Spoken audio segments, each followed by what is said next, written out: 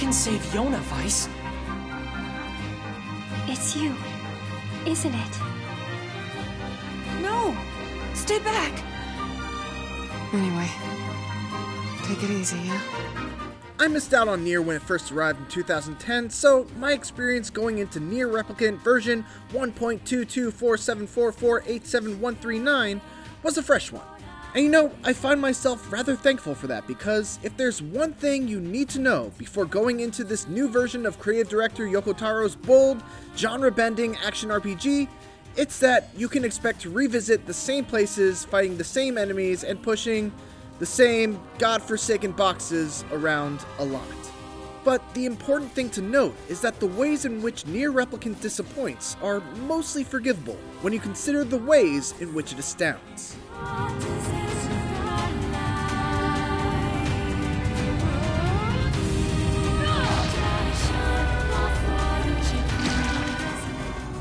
Version 1.22 is in a strange place of being more than just a remaster, but also less than a remake. It obviously looks much better when compared to the muddy original, with dramatically improved draw distances, cleaner textures, better character models, and a consistently smooth 60 FPS frame rate. At the same time though, it still gives off that PS3 360 era RPG vibe, with environments that lack detail, stiff NPCs, and segmented areas. It certainly isn't an ugly game by any standard, but it also feels a step behind 2017's NieR Automata. That said, every character is now voiced, which goes a long way in bringing NieR's otherwise sleepy world to life. The chickens in this village like to lay their eggs in high places for some reason. NieR's combat has also seen some love, smoothing out its animations and making it feel extremely comparable to NieR Automata's. One of the big things that was taken from Automata is the seamless integration of weapon combat with your skills. Where in the original you had to sit still to charge spells, now you can freely move around and even dodge while charging, which makes combat feel much more dynamic. That said, it's still pretty shallow and easy. You never gain new sword skills, rank and file enemies come in only a handful of types that all quickly succumb to your button mashy attacks, and I was always swimming in health restoratives, which took almost all tension out of every fight. Eventually, the challenge became more about finding the right combination of magic and sword combat to see how quickly I could clear a room, instead of being a test of whether I could clear it at all. That's fun in its own way, and the combat certainly is flashy and fun to look at, but it did get pretty stale by the time I finished my 35-hour playthrough. And yes, there is a hard mode, but it turns enemies into sword sponges, making it not a preferred way to play this game. On the plus side, there are 3 different weapon classes with pretty distinct fighting styles and move lists. There's a caveat to enjoying all of them though, in that upgrading the weapons within those classes is very expensive and requires a lot of grinding. Unless you want to spend even more hours in the junk heap fighting robots, you're encouraged to pick one and stick with it. There's also a small element of playstyle customization in the form of upgrades called words that you collect as you level up and defeat enemies. These words can be added to weapons, spells, and your defensive techniques to add special properties to them, such as added strength, guard break, magic power, and so on. While being able to tailor your character by swapping words in and out is a welcome feature, I never felt any sort of need to customize my weapons or abilities in any sort of way other than equipping just whatever words gave me the most damage on whatever I had equipped, because the combat scenarios never challenged me in any ways that required me to do so. Fortunately, it's at least very easy to equip your strongest words on all your weapons or spells. What saves it from becoming outright dull are the ways in which NieR Replicant throws you into its combat encounters, which vary wildly. It masterfully plays with camera angles and perspective shifts in some truly inspired ways, and those do a great job of alleviating at least some of that feeling of repetition.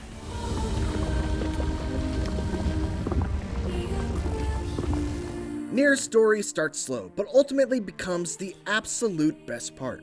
It takes place in a post-apocalyptic fantasy world in which a teenager named NieR, or whatever you chose to name him, sets out to find a cure for his sister, Yona, who's afflicted with a terminal illness. It's a deeply personal story, one about a brother's love for his sister, much more so than any sort of grander ambitions to save the world, which is one of the more intriguing aspects of it as an RPG. NieR and his companions are not chosen heroes of light, or anything of the sort, and the actions that they take very often fall into a morally gray territory, and sometimes they push the needle somewhere even darker. It's a credit to the strength of NieR Replicant's writing and the performance of the cast that, regardless of how dark or grim things get, its characters are always a joy to be around. The snooty, sentient floating book Grimoire Weiss is endlessly entertaining with his condescending commentary on whatever's happening.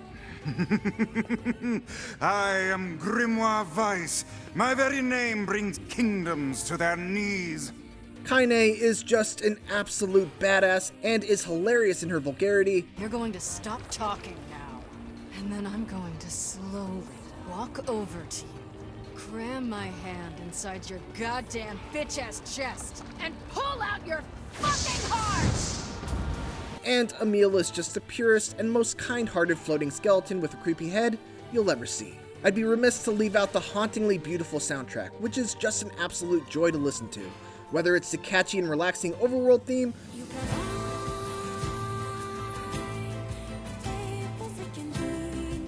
or the grand operatic boss tracks. It's just all phenomenal.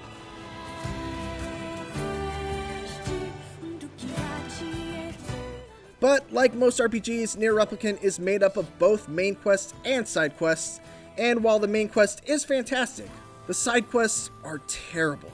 Unless, you like being an errand boy spending hours completing requests like these. I need 3 medicinal herbs, 3 berries, and 3 royal ferns. Could you gather 2 medicinal herbs? That's 5 lizard tails and 5 mouse tails. 10 medicinal herbs, 10 bags of wheat, and 10 sardines. Can you go to the shopping district? Do we have any venison or wheat? Could you get me like 5 pieces of mutton and 3 pieces of goat meat? 10 bundles of wool, 5 lumps of natural rubber, and 10 goat hides.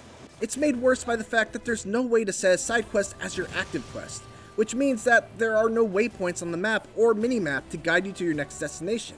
This is an area that absolutely feels like it should have been addressed as a quality of life improvement for version 1.22, but no dice. The fact that they're super unrewarding and not worth the effort actually ends up being a net positive, because it means you can just ignore them and go pretty much the entire game without letting them distract you from the main questline.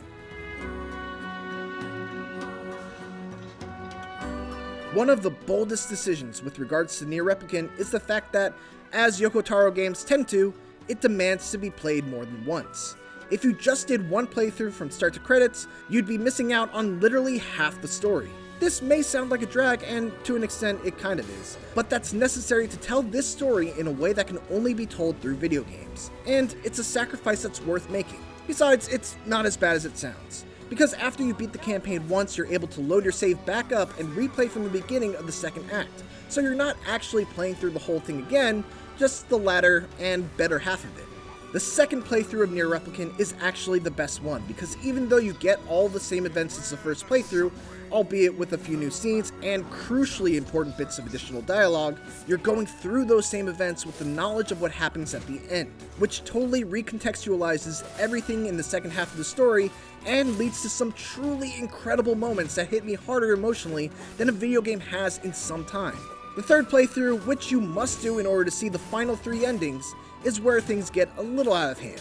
It's nearly identical to the second one, and you must find all of the weapons before you challenge the final boss. Thankfully, the side quests that are tied to those weapons are much better than the standard side quests, but it's still a frustratingly grindy requirement just to see the true conclusion of the story. And for the hardcore fans wondering if there's a new ending added to version 1.22, without going into spoilers, let me just say, yes, there is one, and yes, it is truly special.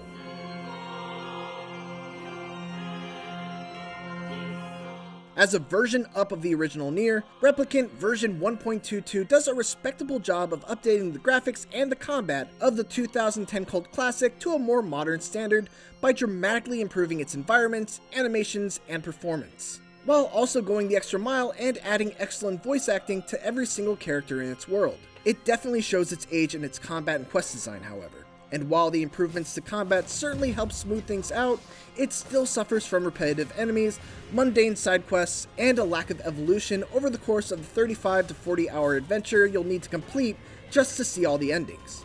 I know that sounds bad, but just push through it and you'll get to see what's truly excellent about NieR Replicant: its story and characters, both of which are still among the strongest I've ever seen in the genre. For more NieR Replicant version 1.22, check out the first minutes of the game. And for everything else, keep it here on IGN.